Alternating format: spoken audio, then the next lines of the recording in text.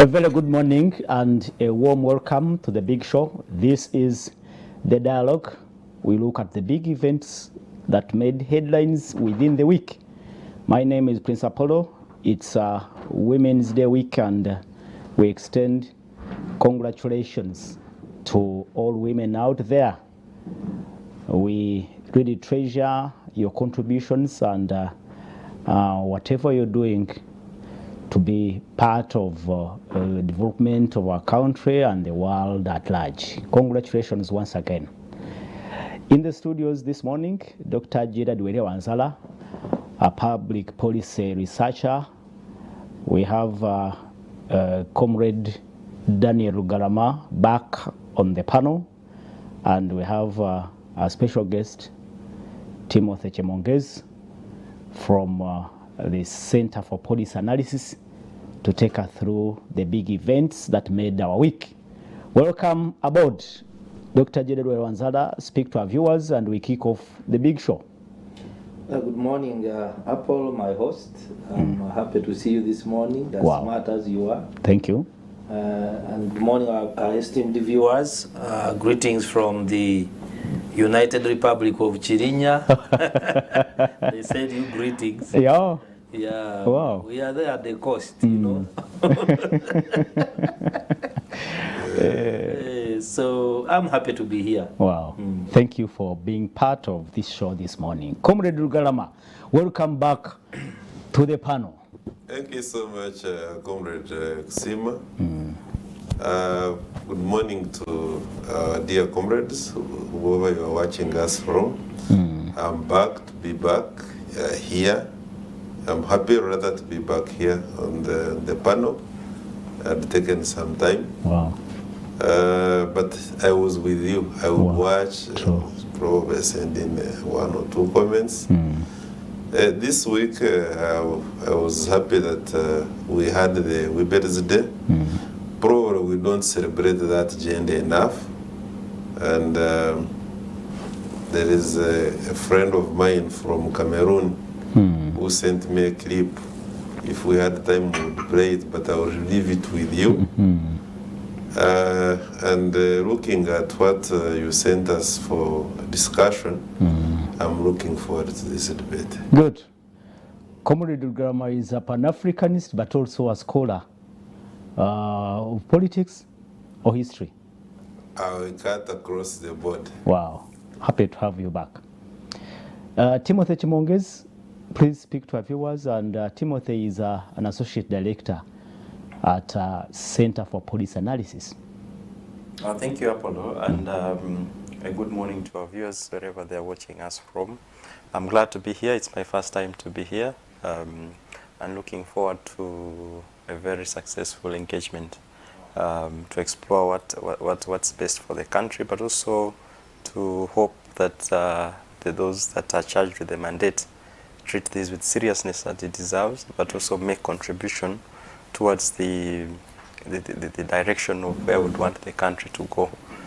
Greetings from the Center for Policy Analysis, the home of Parliament Watch, and we are happy to, as we celebrate the Women's Month, to recognize but also appreciate their role in the society. Wow. Thank you. Thank you. And we will miss out on the controversial debate from Richard Baguma, who is down in Kigali, and I'm sure he's watching. And it's a whole busy week. From the big stories, we have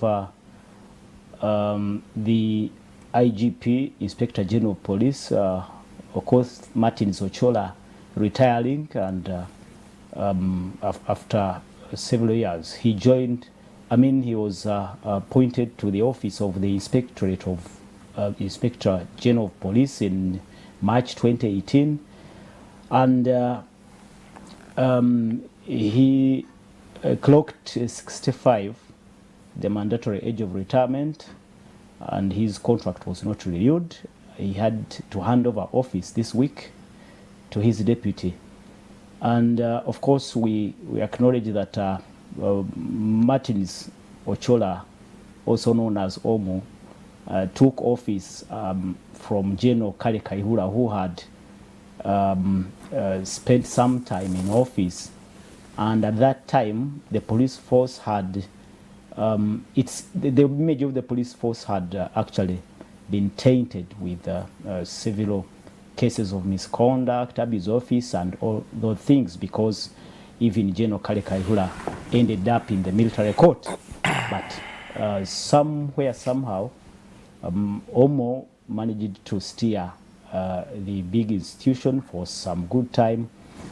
Here he goes into retirement. But other big stories, Ren, we can look at the allegations of corruption in Parliament, especially at this point in time when a big section of the public are now questioning the expenditure of Parliament.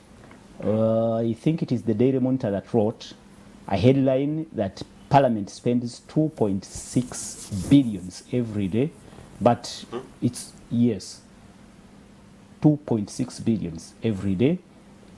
And it's not actually the 2.6 billion that have caused rather concern across the sections of the public, but the nugatory expenditure that is reported with funds being channeled through personal accounts of staff of Parliament.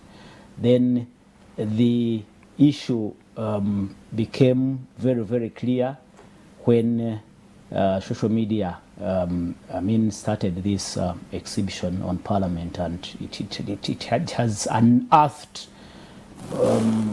really serious concerns. And Aspire will not see it. oh yeah, we will definitely also delve into all those issues. And the latest is that the IGG said she's taking interest in the matter, and investigations possibly will kick off on looking into the expenditure of Parliament. And Dr. Gerald Wanzala, you can kick off the show.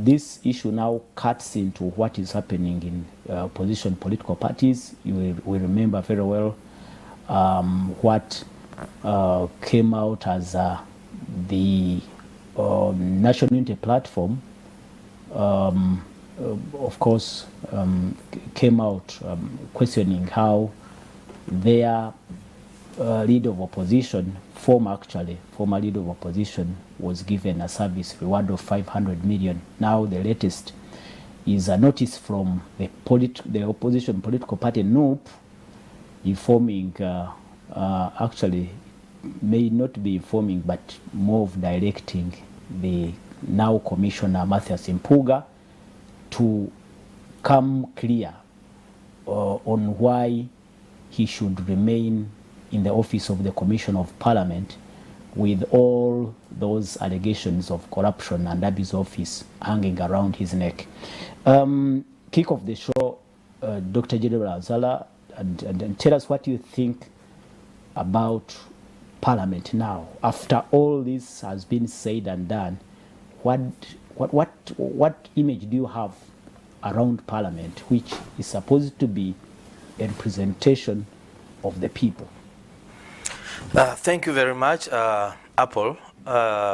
Every time we discuss this topic, I feel disturbed. Reason being, of course, where I was, you know that we have been trying for so many years to ensure that our Parliament delivers its mandate in the most professional way in order to serve the people of Uganda better.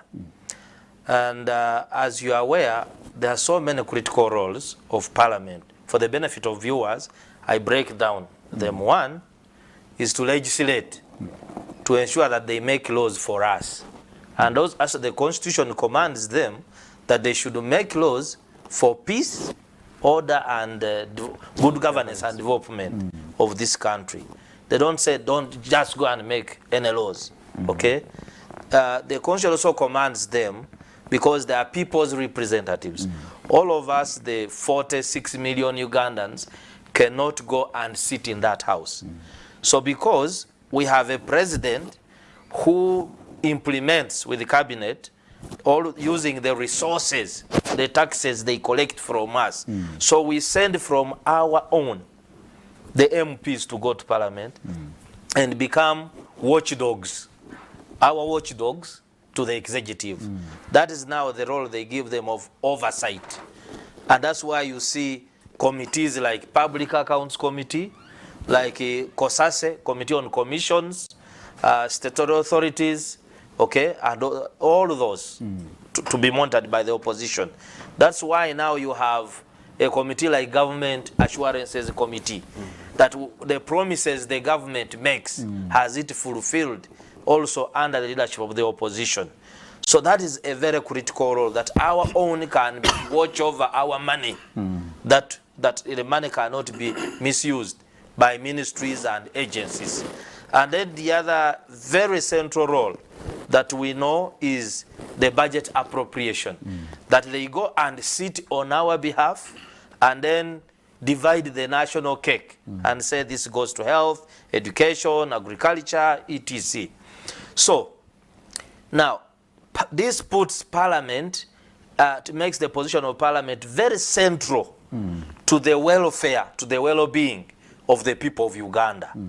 So you cannot take Parliament like just any other institution.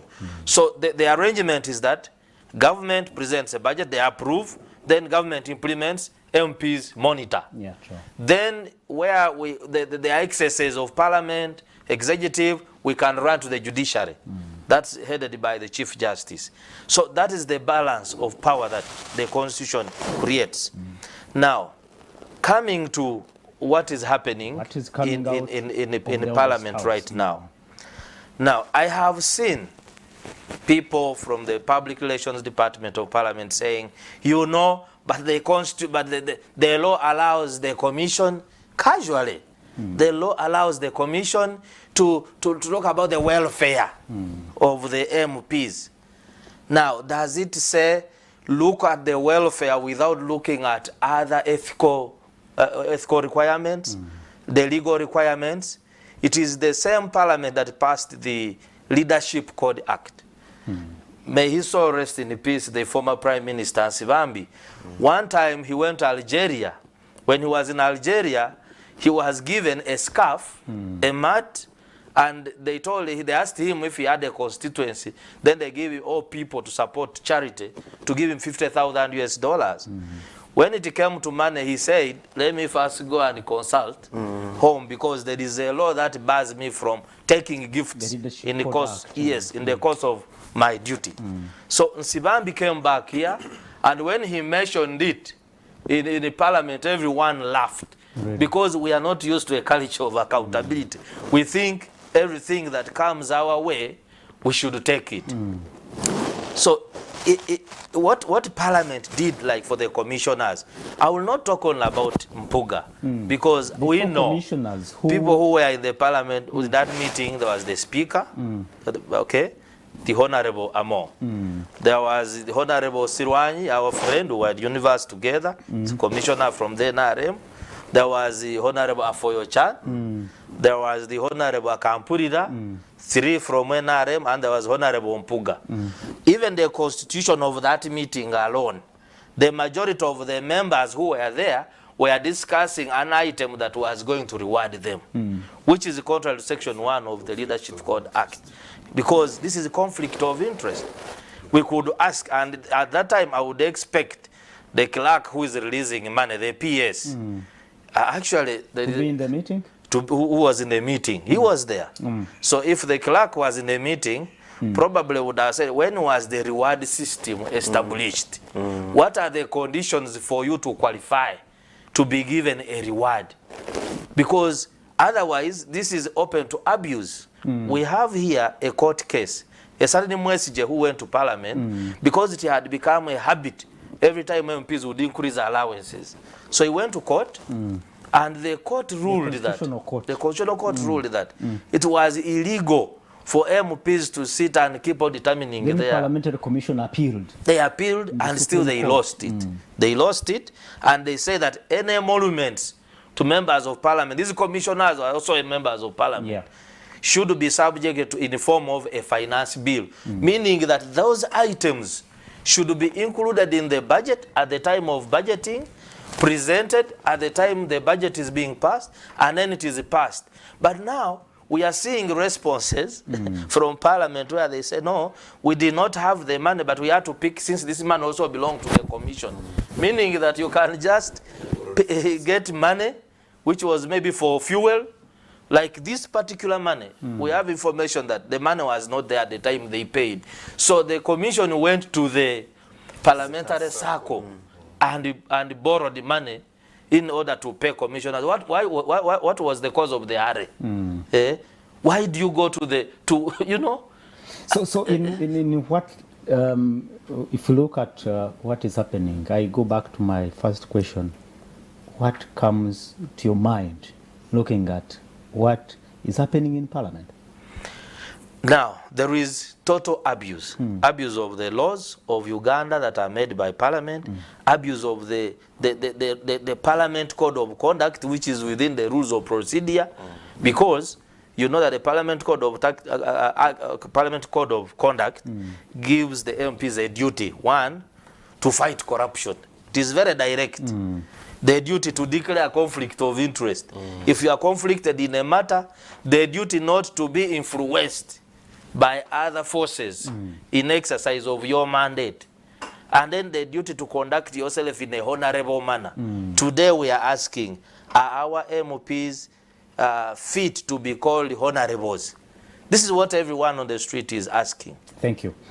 Comrade Dugarama, if the people who we expect to, we actually hold in high regard, the honorables, and an institution that embodies a representation of the people, and an institution that is charged with legislating and spearheading the legislation that guides the nation, is now being questioned on cases of and allegations of abuse of office, allegations of corruption.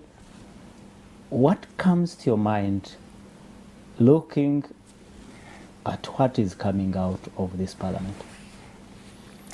See, when I saw all this, first of all, it was gotten from the public service. I mean from the social media. Social media, we usually take information from the social media with a pinch of salt. My immediate reaction was that probably this was not true. Because I looked at some of these allowances going to individual parliamentary employees emanating from the office of the speaker. And I was like, this is too much. I don't think that it is possible that such payments could be going out in such a manner at this rate. But when I listened to our brother Chris Obore on Radio 1, there was a program, and being the mouthpiece of Parliament, and I had him admit, one, that what had actually leaked to the public was correct information. It took me,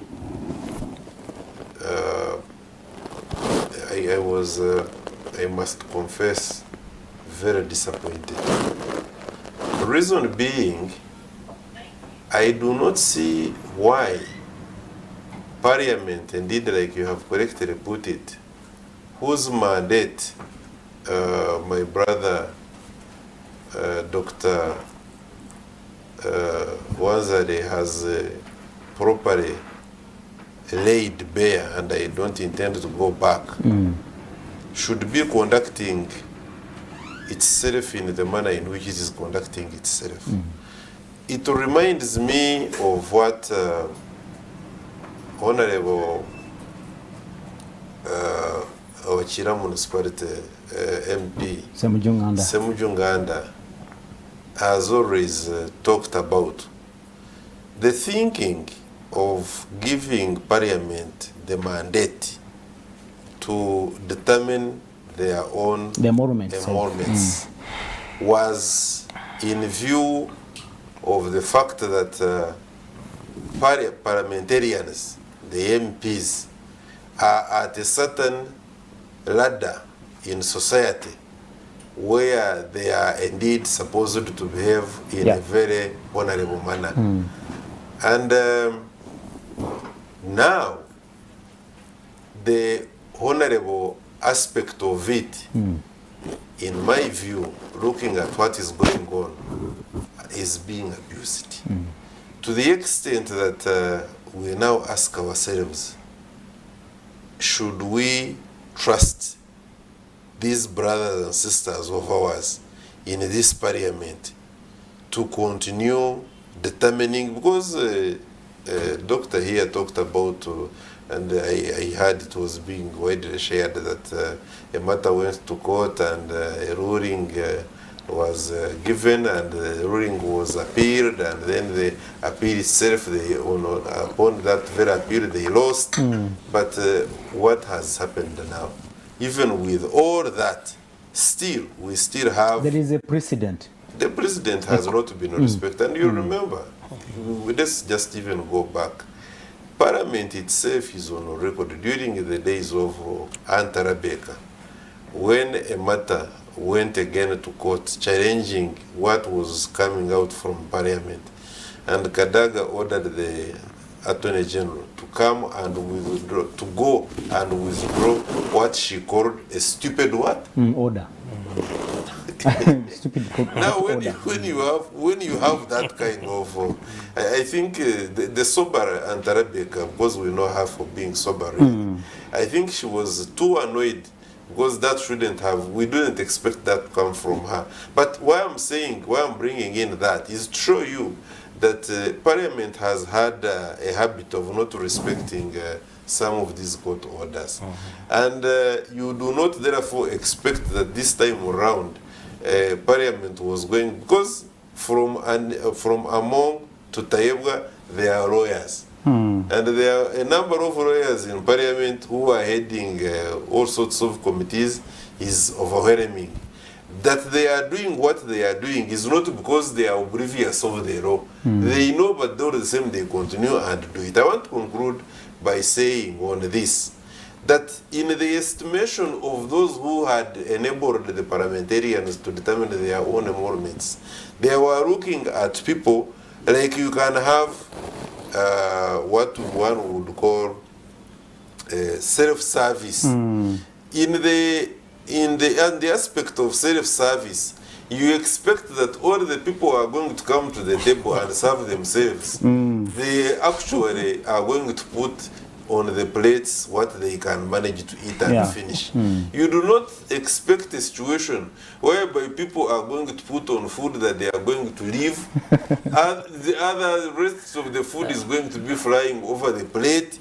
That kind of indiscipline is too much that we begin questioning as to whether our honorable members of parliament are actually honorable, or they have engaged themselves in extremely dishonorable acts that this time around they should be described as dishonorables. Thank you. Timo, do you agree with the two doctors here that possibly this confirms, what is coming out of Parliament confirms that the administrators of the August House have abused their titles, their honorables.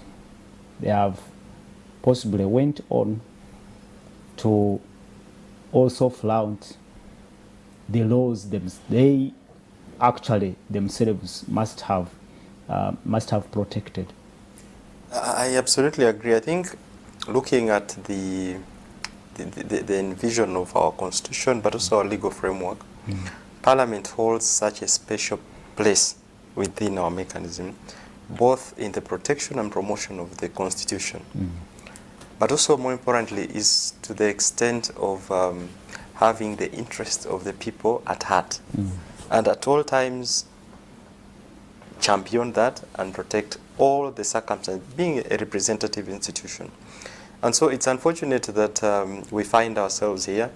And I can tell you that with what's happening, I envisage a situation that court will be brought on board and a matter will be taken there before their adjudication. But broadly speaking, I think that where we find ourselves is a product of citizens' activism, a component that for the longest time possible, we've not leveraged that specific component. And I think the use of digital platforms comes in very handy as far as ensuring that citizens are part and parcel of holding the leadership accountable. At the end of the day, because what we are facing today is an alternative of what we used to face previously, where people had to go on the streets and they have to battle with the security agencies. But here the citizens have the ability to utilize what's available at their disposal to hold the leadership accountable. And I think that it's not true that this has not been happening. It is just that it has reached an opportunity or a moment where now we get to understand where now the citizens are actively engaged. And of course it's to the extent that also having had the opportunity of working within Parliament, I would actually say that what's happening or what's being exposed actually stands to be less than 20% of what some of the mess or the road. Really? That, I think that if we needed to, if we had a proper scrutiny, there is a lot of mess, both in terms of accountability and the questions of transparency in the country. But it's also true to say that over time the quality of leadership, the quality of members of Parliament, but also the standing of the rule of law has over time degenerated, looking at the different parliaments. So we've had a degeneration, looking at them strictly within the constitutional mandate that the Parliament itself is charged. And so it's unfortunate that we find ourselves here, especially Parliament being the center of transparency, the center of accountability, and I think that there are many factors, including what colleagues have mentioned, where Parliament has discretion, has the power to determine how it operates. But also, more importantly, the Auditor General, who of course highlights most of this thing, is also considered as the staff of a member of Parliament, which greatly partly affects how accountability comes out and all those nitty-gritties. But also I think that the IGG also officer? No, he reports only. He just reports. The IGG Both reports report to Parliament. but the Auditor General is considered. Yeah, and so I think that so all this also speaks to the weakness and maybe the lack of interest by the executive.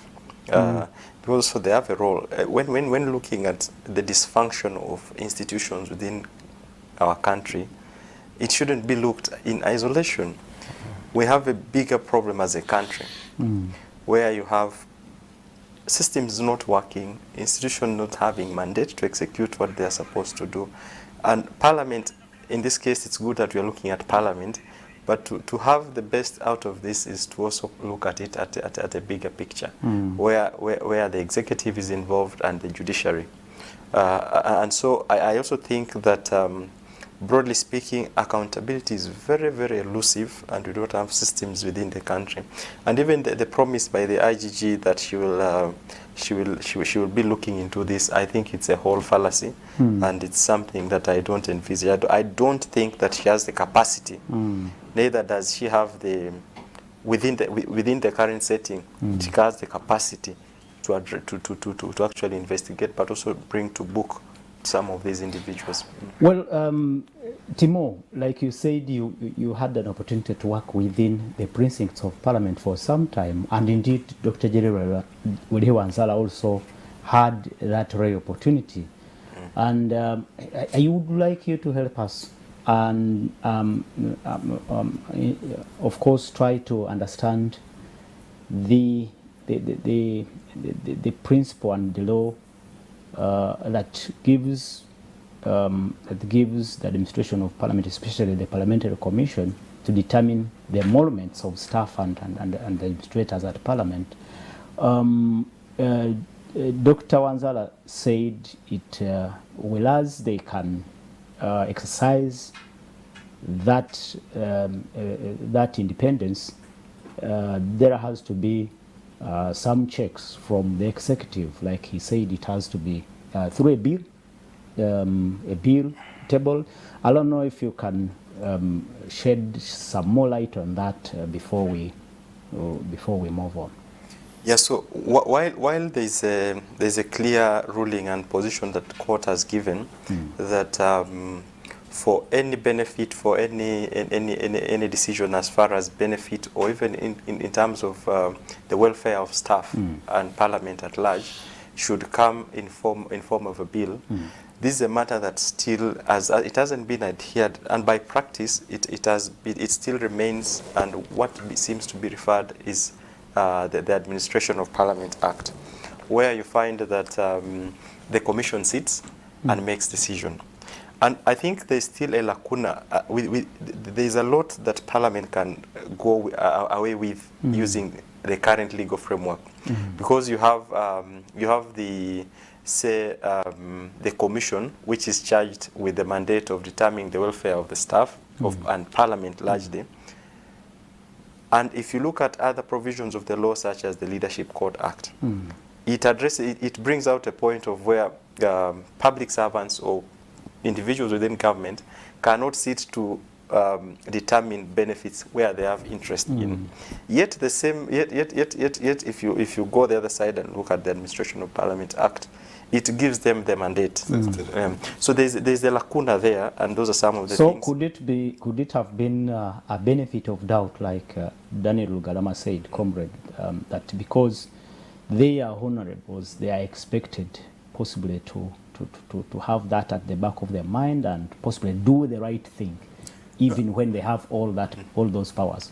I think sometimes, beyond being an honorable, these are human beings, and human beings are selfish by nature, and they will use any opportunity to leverage anything at their advantage. And so these are Ugandans. And do you think that's what has been? So this is what and you see, for example, the decision by the Commission. This was a decision that was passed in around May 2022. The 1.7 billion? Yes, for the Commission. For the 4 commissioners? Yeah, it was passed 7 months within their term. 7 months. What will justify? Because let's say that maybe it was justified. Probably the timing is also a matter that we need to consider, to introspect this. 7 months into the term, you're already sitting down to determine the benefits of a period of, say, 2.5 years. Way beyond. So Dr. Gerard Wansala, do you find a problem with that? Yeah, I think he brings out something very, very serious. Because if you look at the minutes, we know that the term of this Parliament started around July 2021. The meeting sat in May 2022. And this is a service reward where you have spent less than, that's about 9 months in the office. And you are thanking yourselves, yet you have 2.5 years of a term, your term. So it raises questions. Was it just a meeting to say we are broke and we find idle money and then we share to you know, to ease pressure on ourselves? But one thing that Timothy raises is that if there is a lacuna within the law, you also agree that there could be a lacuna in the law? Yes, because but you know, laws, one thing I never know is that they check each other. You don't read one law in isolation. The Administration of Parliament Act, yes, gives the roles, okay, and then the powers of the commission. Then there are other laws, but you see, he talked about the issue of selfishness, of a human being being selfish. That you will close one eye, you know, you don't look at the other laws. But even us who run NGOs, okay, we have at least basic policies. Parliament is subject to the Public Service, you know, public service regulations. They have the Financial Management Act. They follow a lot of things, their own internal policies, leadership code. So they should not operate like a sole proprietor, someone who is selling clothes on the streets of Kampala.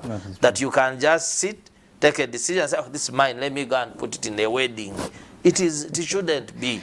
Okay. Probably information. The information here is in the estimation of both Parliament and the public, it was considered that the parliamentarians, in order to preserve the independence of Parliament, they should have such aspect as determining their emoluments without the interference of the executive.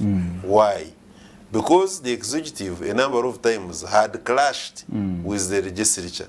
You remember the 5th and the 6th Parliament, how they were giving hard time to the president. And at one time, I think the president considered dissolving the House. You see? So there is one aspect we possibly may need to interrogate. I had not given it a thought in the beginning, but my good friend sent me a message here, and I will not mention him.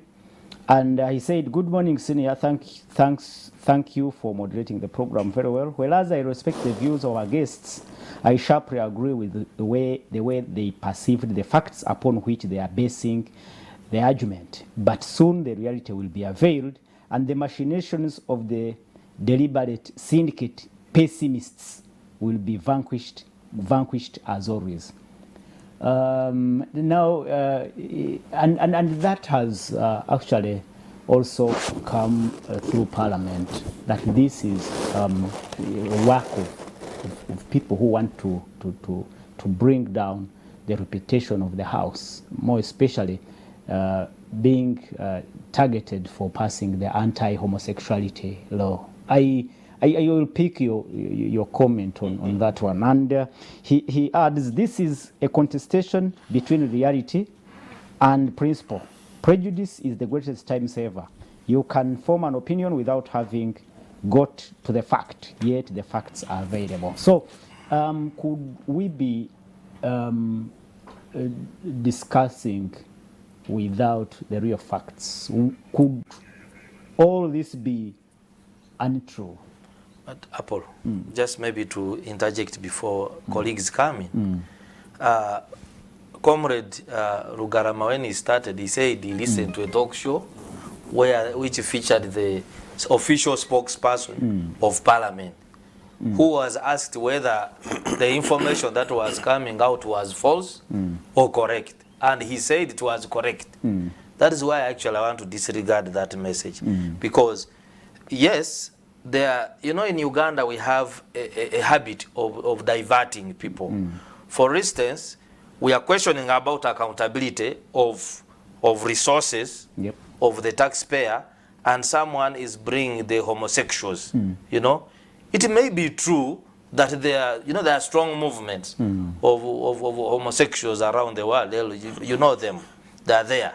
They could be there, but what we are asking, like what our Agatha Tuhaire was challenging them the other day, that if you are saying these documents are false, you produce the correct ones. They have not produced even a quarter page. Even so, rebut straight away. Say they are if wrong. they have the correct ones, it is clear. let Chris Obore go, call the press, call the public, and say what has been presented is wrong, the correct information is here. And then we shall leave them. Timo, could all this be, I mean, could all this be false accusations against the August House? I think that probably like the person who sent a message, could these be machinations engineered by maybe people with sinister interest, I mean, against Parliament? No, so I think I agree with what Gerard sinister says. motives against Parliament. So I agree with what Gerard says. I think one of the biggest challenge, I think as a country, especially the citizenry, we face is the distraction and also overload of information and data. And that we fail to hold this leadership accountable. And the truth is there are many angles in which anyone can pull in light of the current discussion. We're talking about accountability and transparency, which is our focus as we discussed today. You'll see other colleagues maybe coming from, as they are suggesting, maybe it could be an initiative by the homosexual, the groups, or the anti-homosexuality law. Others maybe from, maybe, I don't know, everyone is raising it from their angle. But I think the bottom line is that, is it true that there are resources being misused? Those are the bottom line. The rest, I think, for me, would be distraction. And even these specific conversations about Nupa, about Mpuga, and him being recalled, I think valid reasons, valid causes, but they are a distraction to the cause that the citizenry are demanding. Because they're asking, is it true that there is money being misused? Is it true that we are abusing the law? Is it true that there is mistrust within the leadership of Parliament? And true is it that the service delivery has been affected as a result of the kind of way we're operating? All those questions can be answered in the affirmative. And I think that we can deliberate on the consequences of whether the anti-homosexuality law is at a later time, for me, really. For now, it would be primary to look at those specific questions and answer them. In light of Parliament's or government's position in being able to set the position very clearly, I think they have not done us justice. Do you think the response from the administration of Parliament, possibly through the official spokesperson, the head of communications, Chris Obole, has been appropriate? I mean, in response to these allegations? So, listening to Chris, he says that he does not want, first of all, to be reactionary. And so that's his first position. He says, I cannot be reactionary. As of now, what we are doing is to pick responses and concerns from the public, and we shall give them proper responses at the right time. I think that that has allowed the conversations to go on, and that's the case. And it's good that he has come out to clarify on a number of things, not all. Maybe those that are maybe easy for him, things to do with per diems, stuff, things to do with recruitment. There has been responses, but not conclusive responses. But it's to the extent that if there are valid and clear responses that Parliament has in light of the concerns the citizenry has raised, that would settle the discussion. Okay. The citizenry and the public are saying you're misusing our money, you're giving individuals this amount of money. Yeah. The response those concerns deserve a clear response. Absolutely. There are very valid reasons. Parliament putting almost 2 billion in a staff's account for whatever purpose. I think it breaches some of the position. We've had most of these aspects settled, but it's just that we are in a space where also Parliament wields a lot of power. And so sometimes holding them accountable, and they can go away with so many things. And Apple, there is nothing wrong with the, Uganda is not the first Parliament to be in this scandal. We know that in around 2010, the UK Parliament, I think 2019, there were they used to make MPs were abusing claims in the parliament in UK. They would, I think there was a law which allowed them, when you spend money, you go and claim. So some of them started claiming money even when they host their own private visitors and things like that. So it became a scandal. Yeah. So what they did was to admit and say, we have gaps, we are sorry, the MPs have been abusing this process. Then they put what they call the Parliament Quality Assurance kind of authority to ensure that they monitor, it determines the emoluments of the MPs, and then to improve the image of the institution. There is nothing wrong, even if it has been intentional, that you took advantage of the weaknesses within the law, and you were really using this money in an irresponsible way. It is okay for us citizens, we shall say, if you have accepted, we can forgive you, but you improve the process so that you don't continue abusing our resources. Thank you so much, gentlemen in the studios and our viewers out there. You can be part of this discussion. Send in your comments and observations on 0701 609906. I will be reading out those messages in the second hour. Tell us what you think about the questionable expenditure of Parliament. Can it really be true, what we are saying? And we will take those comments and, of course, read them out when that time comes. And as we wind up, Dr. Rugarama, this is, I think you should also weigh in on the message that came in, that possibly these could be machinations by some people with sinister motives against Parliament, and now. Look, Apple, I think that is where I started from. By training and practice, I hate trading in rumors. And that's why I said that when I first interacted with this kind of information through social media, and anything you pick from social media, you take it with a pinch of salt. But when later I listened to Chris Obore, the official spokesperson of Parliament, admitting almost all these that we are mentioning at here. least he did admit that indeed the 1.7 billion that was agreed in the meeting of commissioners. Yes, it's true. That one he admitted on the recruitment, the procedures. I think he also admitted that indeed some funds have been going through accounts of staff. So basically we are not saying something here that is out of the blue. No, we are basing our information from credible sources. And therefore, these are facts. It is also, you see, we are living in a country I think he also admitted to some funding expenditures that were questionable, like corporate social responsibility. Yes, the corporate social responsibility. And of course, the issue there was, for us, we would have no problem with corporate social responsibility. The problem was the amounts. The figures and amounts. Yes, the amounts going, the frequency, the amounts involved. I mean, it raises suspicion. But anyhow, the truth of the matter is that here in Uganda, like majority of the African countries, and elsewhere, by the way, even beyond Africa, we are living in a world where falsehoods pass as truth. And therefore, before coming to public television of this magnitude, we cross-check this information that we usually want to come up with. Not simply to come and share information with the public, which tomorrow after you have left here, people will say, but really, did you check some of these things?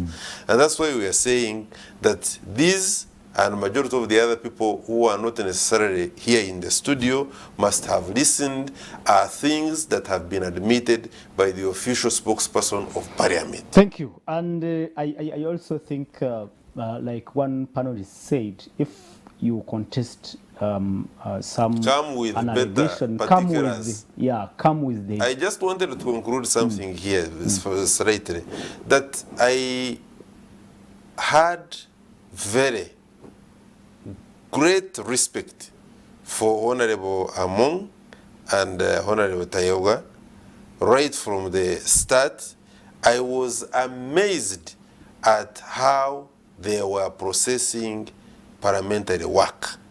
I initially thought, especially after the death of Oranya, who had that great experience, having worked with Aunty Rebecca Kadaga, I was like, how are this group of people going to manage running parliament? I still don't have any problems with how they run parliament in as far as doing parliamentary work on the legislation is concerned. My worry is, if this is how they are managing finances, then we're in trouble. Thank you so much. Our viewers will be going for a short break, but the IGG, the Inspectorate of General of Government, Inspector General of Government, has confirmed that they've taken interest into this matter, and possibly the investigations will be kicking off, and we hope to pick up from there if they happen to issue a report or tell us what exactly is happening. And we go for a break, but when we return, we'll be looking at what is happening in the opposition NUP, and it is a consequence actually of what we are talking about, because it all started when an issue of service award of 500 million was allocated to the former leader of opposition. Let's go for a break, and when we return, we delve into those and other matters in the big show, The Dialogue.